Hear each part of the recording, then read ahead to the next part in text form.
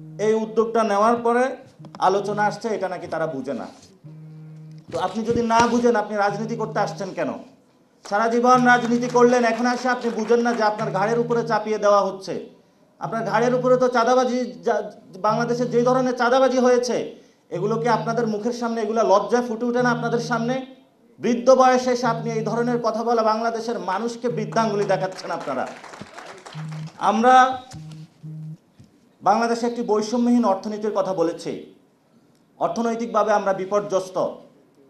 আমাদের সরকারি যে রাষ্ট্রীয় যে টাকাগুলো আছে সেগুলো গত 15 বছরে লুটেরেরা ব্যাংকের মাধ্যমে, শেয়ার মার্কেটের মাধ্যমে, এমন কোনো মানুষ ছিল না যার পকেটের টাকা কাটা হয় নাই।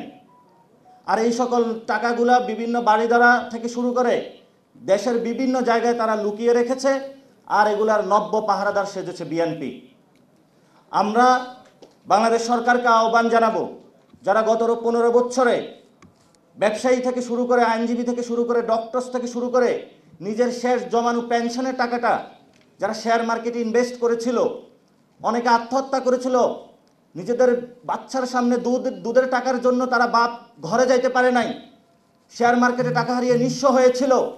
এই গণ অভ্যুত্থানের সরকার উচিত ছিল সেই সকল টাকাগুলো কালেক্ট করে রাষ্ট্রীয় কোষাগারে জমা দেওয়া, কিন্তু এই সরকার থেকে আমরা এই কাজটা দেখি নাই। বর্তমানে যিনি অর্থমন্ত্রী থেকে শুরু করে যারা উপদেষ্টা হয়েছেন, আমরা তাদের উপরে অনেক আস্থা করে তাদেরকে এই সরকারে বসিয়েছিলাম, কিন্তু তারা আমাদেরকে একটা লাড্ডু ধরিয়ে দিলেন।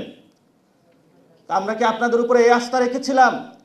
যারা সমাজের সিনিয়র সিটিজেন রয়েছেন, আমরা আপনাদের উপর আস্থা রেখেই এখনো চলছি যে আপনাদেরকে আমরা রেসপেক্ট করি, কিন্তু আপনাদের ওই যে আমি বলেছিলাম যে গিলু পরিষ্কার করতে হবে, তা আপনারা এত পড়াশোনা করলেন, এত কিছু করলেন, তো বাংলাদেশের বিরুদ্ধে আপনারা কেন কাজ করতেছেন? এটা খুবই দুঃখজনক ঘটনা যে আমাদের আন্দোলনের অন্যতম সারথি ছিল আসিফ নজরুল স্যার, তো উনি আইনাঙ্গনে কি উপহার দিয়ে গেলেন? ইতিমধ্যে শুনলাম যে বড় একটা সংস্কার হয়েছে, যে অ্যাসিস্ট্যান্ট জাজ থেকে হলো তার নামটা পরিবর্তন করা হয়েছে, এতটুকুই হলো ওনার হলো সংস্কার। তো এই সংস্কারের জন্য তো এই 2000 মানুষ জীবন দেয় নাই। এটা হলো ওনাদের ভাবতে হবে নতুন করে যে আমাদের কিভাবে বাংলাদেশে নতুন একটা সংস্কৃতি নিয়ে আসা যায়, নতুন একটি বন্দোবস্ত নিয়ে আসা যায়। এই বন্দোবস্ত যদি না নিয়ে আসা যায়, এই যারা উপদেষ্টা পরিষদে রয়েছেন সবাইকে আমরা ইতিহাসের কাঠগড়ায় দাঁড় করাতে বাধ্য হবে ইনশাআল্লাহ। গত 15 বছরে ফরেন পলিসির ক্ষেত্রে বাংলাদেশে শুধু আওয়ামী লীগের ফরেন পলিসি ছিল। আমাদের বিশ্বে একটাই বন্ধু ভারত, আর কোনো বন্ধু ছিল না।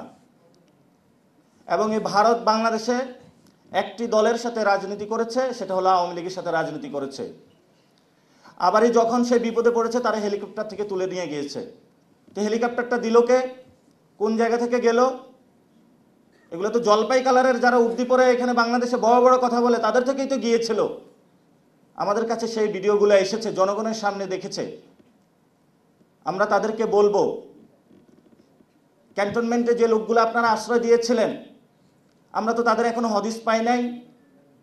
এই যে পাশে একটি বিচারালয় কোর্ট দাঁড় করানো হয়েছে, তারা এখানে এসি গাড়িতে করে এসেছে।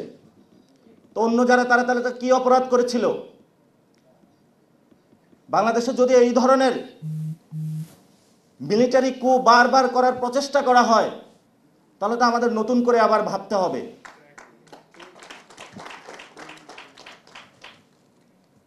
আপনারা জানেন 2001 থেকে 6 বাংলাদেশে এমন কোনো জগৎ ছিল না যেখানে দুর্নীতি করা হয় নাই। প্রত্যেকটা লোক দুর্নীতিতে হলো তারা বিপর্যস্ত হয়েছিল।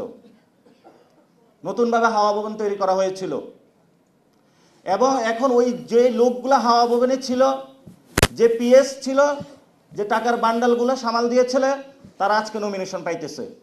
আর নমিনেশন পায় বলতেছে আমি জুলাই সনদ নামে কিছু বুঝি না, নতুন বাংলাদেশ বলে কিছু বুঝি না। আরে ভাই, এটা কেমন কথা?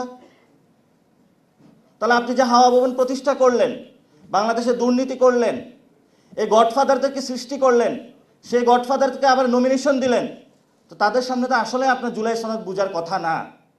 আপনার জুলাই সনদ যদি বুঝতেন, আপনি যদি ঠিকই অগাস্টের পরে অথবা আগে বাংলাদেশে ফেরত আসতেন, জনগণের সামনে মুখোমুখি হতেন, জনগণের সামনে দেখতেন রাস্তায় যে লাশগুলো পড়েছিল, হাসপাতালে যদি ঘুরে ঘুরে আপনি দেখতেন যে আমাদের ভাইরা এখনো কাতরাচ্ছে, তাহলে আপনি বাংলাদেশে জুলাই সনদ এবং গণভোট কি আপনার হলো পরতে পরতে মাথার মধ্যে ঢুকে যেত। এটা আমাদের জন্য লজ্জা।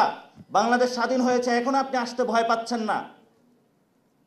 আপনি যদি ভয় পান, কাকে ভয় পাচ্ছেন আপনি? আমরা তো ভারতকে ভয় পাই না। আমরা কি দেশে চলাফেরা করি না? আমাদের কি স্নাইপার ওই সময় 5 তারিখের পর 8 তারিখ পর্যন্ত গুলি করার জন্য ঘুরে নাই? অসংখ্য স্নাইপারের মধ্য দিয়েই তো আমরা জীবন অতিক্রম করেছি। ইদানিং শুনলাম বুলেট প্রুফ গাড়ি কিনেছে তারা। তো আপনার যদি বুলেট প্রুফ গাড়ি হয়, বাংলাদেশের 18 কোটি মানুষের জন্য তো বুলেট প্রুফ ট্রেন থেকে পাবলিক সার্ভিস সবগুলোকে আপনার বুলেট প্রুফ করতে হবে। আমরা এমনি একটি কাঁটাতারের বেষ্টনীর মধ্যে রয়েছি। সীমান্ত থেকে শুরু করে বাংলাদেশের সিভিল সার্ভিস থেকে শুরু করে প্রত্যেকটা জায়গায় আমাদের জীবন বিপন্ন অবস্থায়। আপনি যদি এগুলো নিশ্চয়তা বিধান না করতে পারেন, তাহলে আপনার ওই দেশের ক্ষমতা নেওয়ার চিন্তার অধিকার আপনার আসতে পারে না।